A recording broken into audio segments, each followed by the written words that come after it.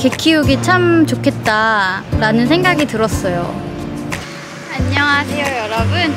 저는 지금 노르웨이에서 이렇게 며칠 강아지와 함께 하면서 우리나라랑은 조금 다른 훈련 문화가 있는 것 같아서 이야기를 해보려고요. 이거고! 짜잔! 이렇게 귀엽고 이리 와! 이리 와! 이름은 DJ입니다. 지금 이 DJ를 낮에 봐줄 사람이 없어서 제가 낮에 며칠간 봐주고 있습니다. 노르웨이에서는 애완견 훈련시키는 것을 굉장히 엄격히 합니다.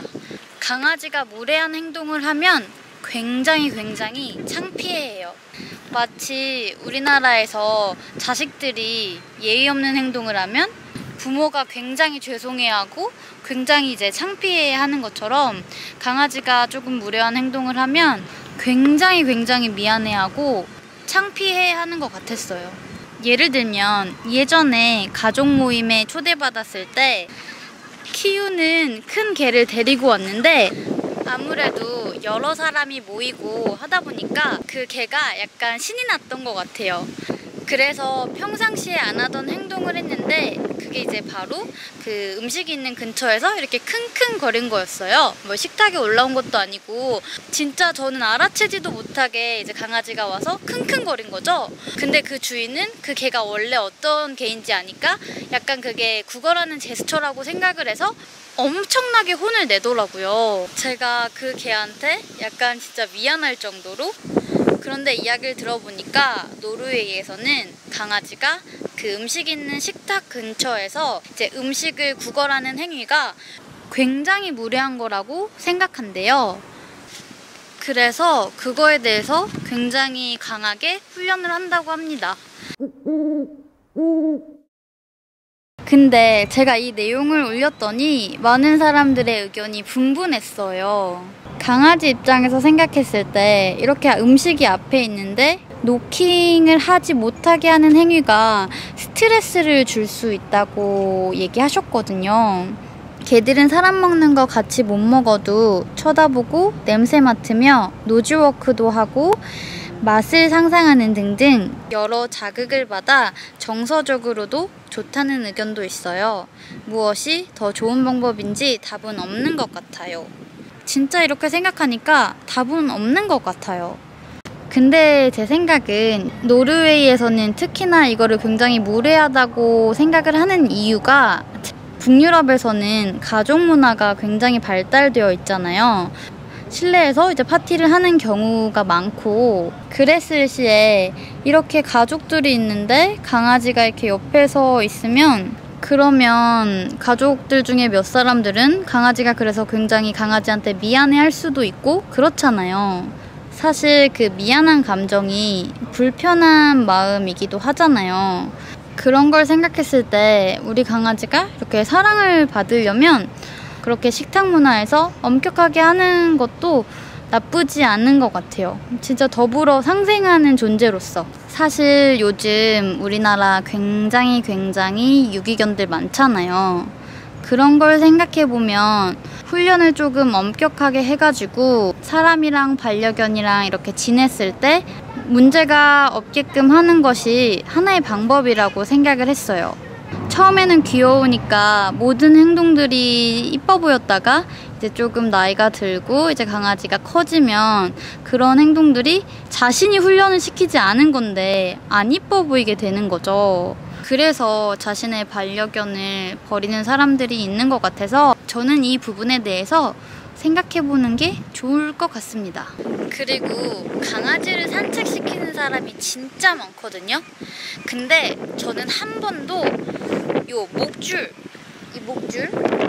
없이 강아지를 데리고 나온 사람을 본 적이 없어요. 우리나라에서 종종 강아지 이제 목줄 없이 데리고 다니다가 다른 사람 물거나 주변에서 강아지 무서워하는 경우에 이런 목줄 없이 다니는 강아지들 때문에 이렇게 무서워하는 경우 많이 봤거든요.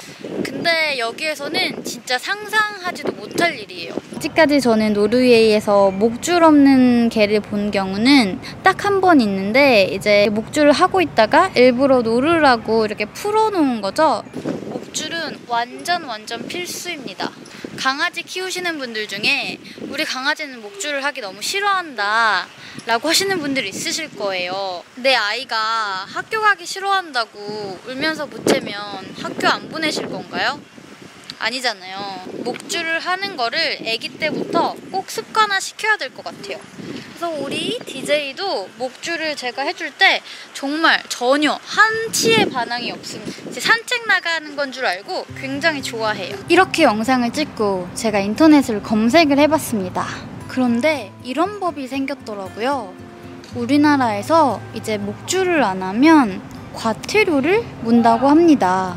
그런데 어떤 기사를 보니까 그럼에도 불구하고 아직도 많이 안 지키시는 분들이 많은 것 같아요. 강아지 목줄을 하는 것은 단순히 우리 개가 다른 사람을 물지 않게 하기 위해서뿐만이 아니라 우리 강아지의 안전을 위해서이기도 합니다. 왜냐하면 우리 강아지는 순할지언정 막 신나가지고 다른 강아지한테 갔다가 다른 강아지가 우리 개를 물 수도 있는 거고요. 또 밖에 산책 나가다 보면 사람만 있는 게 아니라 오토바이도 있고 차도 있잖아요. 강아지가 목줄 없이 막 자기 혼자 다니다가 사고가 날 수도 있는 거고요. 그래서 강아지 목줄은 다른 사람한테 피해를 주지 않기 위한 이유도 있겠지만 우리 강아지의 안전을 위해서 꼭 하셔야 될 것 같습니다. 강아지가 집에다가는 절대 똥이랑 오줌을 안 싸요. 저는 그게 너무 놀랐어요. 제가 한국에서 강아지 있는 집에 가면 항상 배변 패드가 있어가지고 거기다가 강아지들이 똥 싸고 오줌 싸고 했거든요. 근데 그 배변 패드가 아예 없는 거예요. 그럼 얘네는 똥을 어디다 싸나? 오줌은 어디다 싸나? 했는데 무조건 산책할 때만 오줌과 똥을 쌉니다. 그래서 배변 패드라는 게 필요가 없어요. 저는 그게 너무 신기하고 신선했어요. 그래서 단점은 하루에 두세 번 이렇게 산책을 시켜줘야 해요. 산책을 안 시키면 이제 이 친구가 똥오줌을 못 싸서 스트레스를 받을 거 아니에요. 그래서 꼭 산책을 시켜줘야 합니다. 개 키우는 친구 집 가면은 화장실 바닥에다가 똥을 싸게 한 다음에 이제 그걸 주워가지고 이제 변기통에 버리는, 그렇게 교육시키는 걸 많이 봤거든요. 그래서 이제 친구 집 놀러 갔는데 막 화장실 바닥에 똥이 있어가지고 뭐야 이거? 강아지 똥이라고는 생각 못하고 똥이 있으니까 그냥 막 놀라게 되더라고요. 그런 경험 없으신가요? 강아지들의 본능이 원래 이렇게 영역 표시를 하고 다른 강아지들의 채취를 맡는 걸 굉장히 좋아한다고 해요. 그런 걸 생각했을 때 이런 문화가 강아지들에게 굉장히 건강하고 좋은 문화라고 생각을 했어요. 산책 나올 때는 배변 봉투가 완전 필수입니다. 저도 처음으로 강아지 똥을 이렇게 주워봤어요. 진짜 특별한 느낌이었어요. 내가 인생에서 개똥을 주워보다니. 한국에서도 많은 분들이 실외 배변으로 훈련을 시킨다는 댓글을 달아주셨어요. 그래서 굉장히 놀랐습니다. 사실 매일 산책시키고 산책 나갈 때마다 배변 봉투 챙겨가지고 나가는 게 쉬운 일이 아닌데 그렇게 하시는 분들 정말 존경스럽습니다. 특히 제가 들은 지금 한국의 애견 문화에서는 특히나 대단하신 것 같아요. 근데 이제 모든 문화는 비율의 차이인 것 같아요. 우리나라 사람 중에서도 매운 거 못 먹는 사람 있거든요. 근데 한국 사람은 매운 걸 좋아해 라고 말을 했을 때 아니 안 좋아하는 사람도 있는데 라고 이야기하지 않잖아요.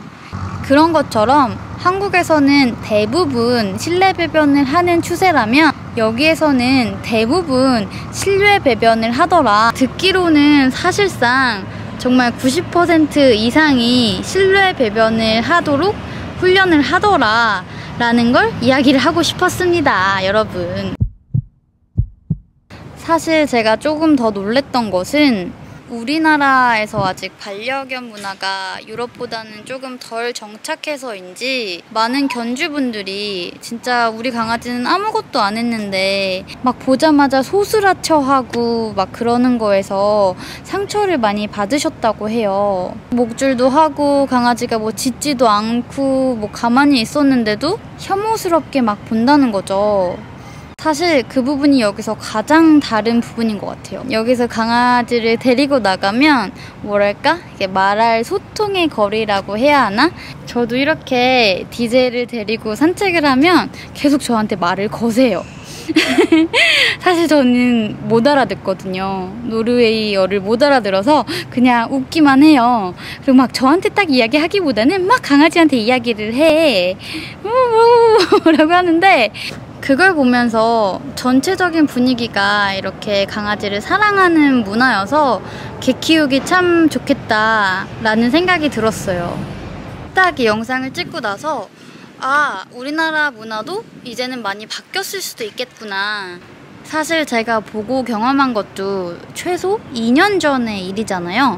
강아지 키우는 친구한테 너는 강아지 매일 산책시켜? 물어보니까 회사를 다님에도 불구하고 매일 2번씩 시킨대요. 회사 가기 전에 한 번 시키고 회사 갔다 온 후에 시킨다는 거죠. 그러면서 하는 말이 부지런하게 강아지 사랑해줄 생각이 아니면 절대로 입양하면 안 된다고 이야기를 하더라고요. 사실 친구 회사 일로 바쁘다고 모임에도 잘 안 나오는 그런 친구였거든요. 자기는 정말 나갈 때마다 그 집을 나가는 순간부터 목줄을 한대요. 그래서 저는 감동을 받았죠? 그래서 이제 물어봤죠. 아, 그러면 다른 사람들도 다 목줄 하냐고. 그랬더니 친구가 한 대답은 한강공원이나 그런 데서는 이제 많이들 목줄을 하는데 집 앞이나 이런 데서는 목줄을 안 한대요. 사실 집 앞이 막 차도 다니고 이러니까 더 위험한데, 그래서 제가 생각한 것은 우리나라에서도 강아지 산책시킬 때 목줄 하시는 분들 굉장히 많지만 여전히 안 하시는 분들도 많으신 것 같아요. 꼭 강아지 목줄을 하셔가지고 우리 모두가 행복한 그런 애견 문화를 갖도록 합시다. 꼭 지키셔서 아름다운 애견 문화를 정착시킵시다. 제 구독자 중 상희님이 좋은 훈련 방식을 알려주셨는데요. 강형욱 훈련사님의 스승인 노르웨이인 투드리 루가스의 카밍 시그널이 짱이라고 합니다. 개가 말을 못하지만 다 행동으로 표현을 하기 때문에 행동을 유심히 살펴보면 개가 무슨 말을 하고 싶은지 알 수 있다는 거죠. 저는 강아지를 제가 어렸을 때 키우고 안 키웠는데요. 원래 고양이를 더 좋아했는데 이렇게 요새 강아지랑 지내다 보니까 강아지만의 매력이 있는 것 같아요. 나중에 강아지랑 고양이랑 둘 다 키우고 싶습니다. 그런 날이 오려나요? 근데 진짜 귀엽지 않아요? 저는 진짜 처음에 봤을 때는 너무 못생긴 거예요. 그래서 이렇게 못생긴 강아지를 왜 키우지? 라는 생각이 조금 들었어요. 근데 이게 보면 볼수록 너무 귀여워요. 이게 차라리 엄청 잘생긴 것보다 이렇게 엄청 못생긴 게 정감 가고 더 좋은 것 같아요. 진짜 귀여워. 무엇을 찾고 싶은가? 그대는 무엇을 찾고 싶은가? 이제의 모험. 자, 무엇을 찾고 싶은 것인가? 무엇을 찾고 싶은 것인가? 이렇게 이제 다른 강아지가 남기고 간 채취를 맞는 걸 되게 좋아해. 그래서 강아지 산책시킬 때는 약간 이렇게 기다려주는 여유가 필요합니다. 끝없는 사막.